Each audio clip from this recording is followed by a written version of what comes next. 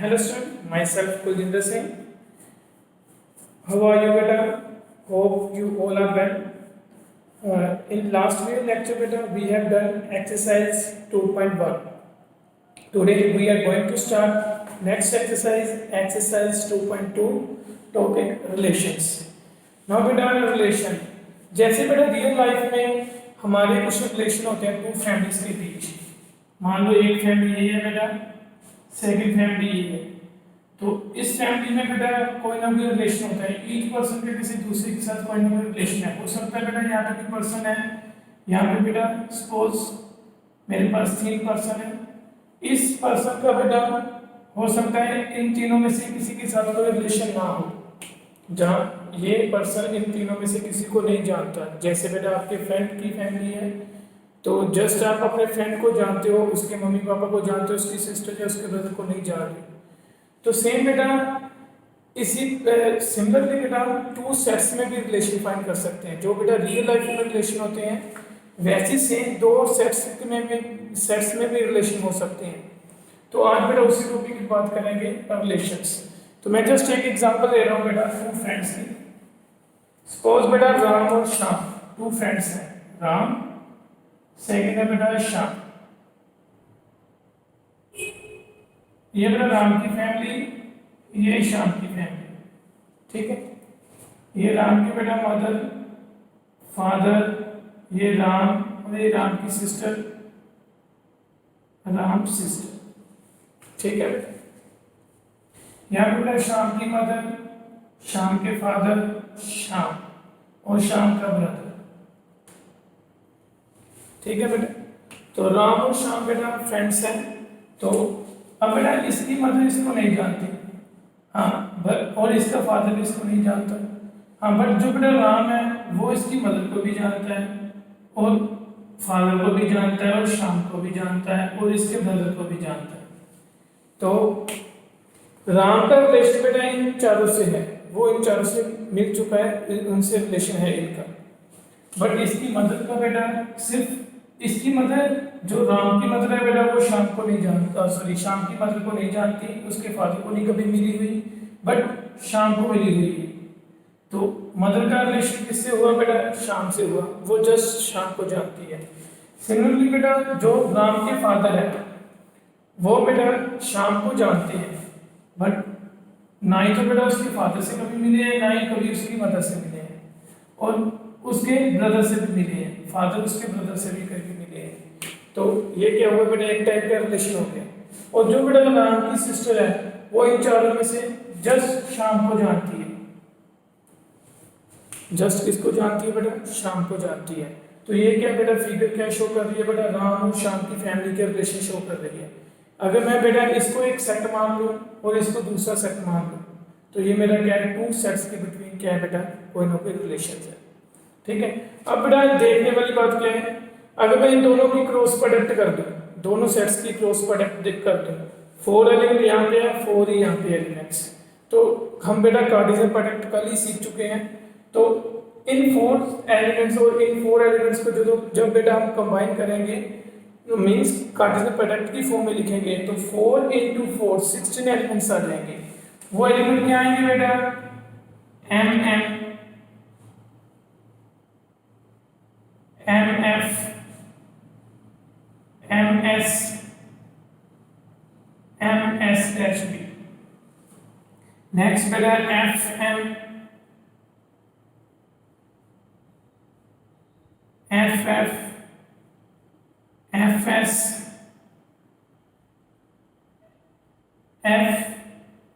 FS-D। Similarly बेटा next R के लिए RM, RF, RS, RS-D। Last बेटा क्या होगा मेरे पास? R-S with M, R-S with F, R-S with S, and R-S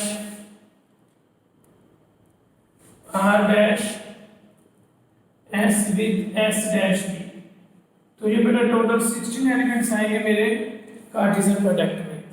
but अगर मैं इस रिलेशन की बात करूं बेटा, m के साथ क्या आ रहा है बेटा, जस्ट s आ रहा है और कोई नहीं आ रहा। तो m के साथ क्या आ रहा है बेटा, s, ठीक है। फिर m के साथ कोई और एलिमेंट नहीं है। फिर बेटा f के साथ s आ रहा है और शाम का ब्रदर आ रहा है, मींस f के साथ s है और f के साथ s डैश b, ठीक है बेटा। फिर r के साथ बेटा चारों आ रहे हैं। r के साथ 4 के 4 एलिमेंट्स आ रहे हैं बेटा, r m r f r s r s dash b। Clear बेटा। अब r डैश s के साथ जस्ट बेटा क्या आ रहा है, r डैश s के साथ s आ रहा है। तो ये मेरा क्या है बेटा, रिलेशन टू सेट्स के बिटवीन या टू फैमिलीज के बिटवीन, ये क्या है बेटा, एक रिलेशन है।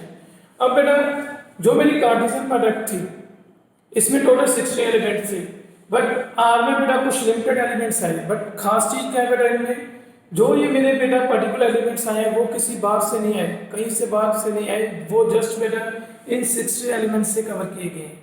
तो अगर मैं इसको बेटा रिलेशन बोल रहा हूँ, आर से डिनोट कर रहा हूँ इसको रिलेशन, ये जो मेरे 16 एलिमेंट है इसको मैं क्या बोल रहा हूँ बेटा, रिलेशन, आर की को रखता हूँ, ठीक है। और ये बेटा क्या है, मेरी कार्टेशियन प्रोडक्ट। अगर मैं इस सेट को नाम ए दे दूं और इसको नाम बी दे दूं, तो ये मेरी क्या है बेटा, ए क्रॉस बी।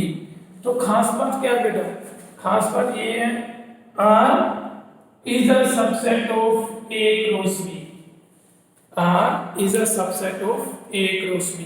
तो बस यही डेफिनेशन है बेटा रिलेशन की। तो खास बात क्या थी बेटा, आज जो मैंने रिलेशन बनाया उसके जो एलिमेंट्स आए वो कहाँ से आए बेटा, कार्टेशियन प्रोडक्ट से। अगर बेटा कोई भी रिलेशन, कोई भी सेट है बेटा जो कार्टेशियन प्रोडक्ट में से ही चूज किया जा रहा है, means subset of A cross B, R is a subset of A cross B, then it is called a relation from A to B. Simple सी डेफिनेशन है। फॉर अनदर बेटा example,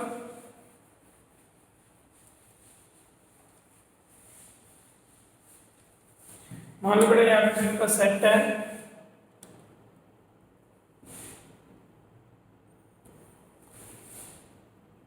ए set है बेटा 1 2 3, और बेटा यहाँ पे बी सेट है मेरे पास 1 4 10, ठीक है। तो मैं बेटा ए सेट और बी सेट, मैं बेटा रिलेशन चूज कर रहा हूँ आर, वो x y, वो पेयर आएंगे such that x divide y, where x belongs to A and y belongs to B। तो मैंने बेटा एक रिलेशन डिफाइन किया, जो कंडीशन लगाई है मैंने वो क्या है बेटा, x divide y and x belongs to A, y belongs to B। तो बेटा 1 divide 1 obviously, so 1 1 belongs to R, 1 divide 4 obviously 1 4 also belongs to R, 1 divide 10 obviously beta 1 10 also belongs to R। Now beta 2 divide 1 it is false, so 2 1 does not belongs to R, 2 divide 4 yes it is true beta, so 2 4 belongs to R। Same beta 2 divide 10 yes it is also true, again beta 2 10 belongs to R। तो मैं R में R के element लिख रहा हूँ। Now बेटा 3 divide 1 false, 3 divide false not possible, 3 divide 10 not possible। सो बेटा 3 किसी के साथ अटैच नहीं हो रहा, तो 1 किसके साथ अटैच होगा बेटा, 1 के साथ भी, 2 के साथ भी, सॉरी 4 के साथ भी और 10 के साथ भी। 2 किसके साथ अटैच होगा बेटा, 4 और 10। 3 किसी के साथ अटैच नहीं हुआ, तो मेरा रिलेशन क्या बना बेटा, जस्ट इसमें कितने एलिमेंट आए, 1 2 3 4 5, ये मेरा R है। तो ऑब्वियस है बेटा अगर मैं दोनों की कार्टेशियन प्रोडक्ट करूं तो टोटल एलिमेंट्स कितने आएंगे बेटा, 9। तो ये क्या होगा बेटा, 9 एलिमेंट्स आएंगे, बट 9 एलिमेंट्स का ये क्या बन रहा है बेटा, सबसेट। तो इट इज अ रिलेशन। तो रिलेशन की डेफिनेशन क्या हुई बेटा, if R is a subset of A cross B, then R is a relation from A to B. तो R क्या बेटा, टू सेट्स का रिलेशन है. नाउ नेक्स्ट कंसेप्ट है बेटा डोमेन. डोमेन नाउ बेटा डोमेन क्या है. अब बेटा मैंने A और B का रिलेशन बनाया है, तो बेटा यूजिंग एलिमेंट इन A, जो A के एलिमेंट किसी न किसी B के एलिमेंट्स के साथ बेटा रिलेशन बना रही है, तो वो एलिमेंट्स क्या है बेटा, डोमेन में आएंगे. तो इसमें कौन कौन से आ रहे हैं बेटा, 1 and 2. Therefore 1 and 2 belongs to domain of R. बेटा D का मीनिंग डोमेन, R का meaning relation, domain of relation, that relation, जो रिलेशन मैंने डिफाइन किया है. तो अब बेटा डोमेन का मतलब क्या है, जो एलिमेंट फर्स्ट सेट के एलिमेंट है बेटा सेकंड सेट के साथ रिलेशन बना रहे हैं, उनको क्या बोलेंगे बेटा, डोमेन. क्लियर बेटा. तो इसकी डेफिनेशन कैसे लिख सकते हैं बेटा, if x y belongs to relation for all x y then each x belongs to domain of R. अगर बेटा कोई मेरे पास एलिमेंट है, कोई मेरे पास बेटा एलिमेंट है x y belongs to R for all x y, तो मैंने बेटा हर एक एक्स वाई के लिए जितने भी रिलेशन में ऐसे एलिमेंट होंगे, उसका जो फर्स्ट एलिमेंट होगा बेटा वो किसको जाएगा, डोमेन को. और जो बेटा जो पूरा सेट बी है, बी जो पूरा सेट है बेटा वो क्या है, कोड में, कोड में क्या आ जाएगा बेटा, कंप्लीटली बी सेट, चाहे एलिमेंट यूज हो रहे हैं चाहे नहीं हो रहे. और बेटा range is equal to using elements of B. तो बेटा जो बी के यूजिंग एलिमेंट्स हैं उसको किसमें फिक्स करोगे आप, डोमेन में, कोड डोमेन, सॉरी रेंज में. कोड में बेटा पूरा बी सेट, डोमेन में बेटा using element of A, and range में बेटा यूजिंग एलिमेंट ऑफ बी. तो बेटा आपको क्वेश्चन कैसा आएगा, एक ऐसा रिलेशन दिया जाएगा तो बोलेंगे सेट को डिफाइन, मतलब सॉरी रिलेशन को एक्सप्लेन रोस्टर फॉर्म में या टेबुलर फॉर्म में लिख दो. तो ये बेटा मैंने रिलेशन को लिख दिया. उसके बाद बोलेंगे इसकी डोमेन बता दो. तो डोमेन क्या है बेटा, जो फर्स्ट एलिमेंट्स आएंगे डिस्टिंक्ट, वो क्या है बेटा आपकी डोमेन में, जैसे यहाँ पे आया 1 2. अब कोड में पूछेंगे, पूरा सेट बी कोड में हो जाएगा.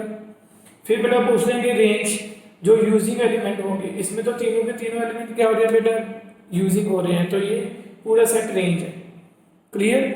बट अगर ये तीनों सेट एलिमेंट्स बेटा यूज नहीं हो रहे, तो उस एलिमेंट को बाहर निकाल दोगे जो यूज नहीं होगा, तो बाकी किस में आ जाएंगे, रेंज में. क्लियर बेटा.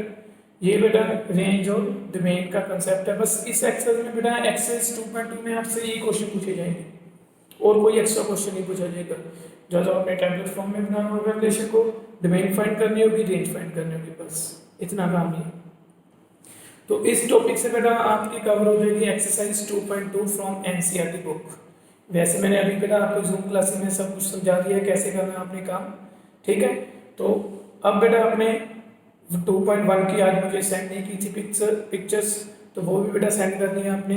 ये एक्सरसाइज बेटा कंप्लीट करोगे एक्सरसाइज 2.2, इसको भी बेटा कंप्लीट करके मुझे क्वेश्चन सेंड करोगे. जो डाउट्स होंगे बेटा वो जैसे आज हमने बेटा एक बच्चे के डाउट थे हमने किए थे, वैसे ही बेटा कल हम जूम सेशन में बेटा एक्सरसाइज 2.2 के डाउट्स करेंगे.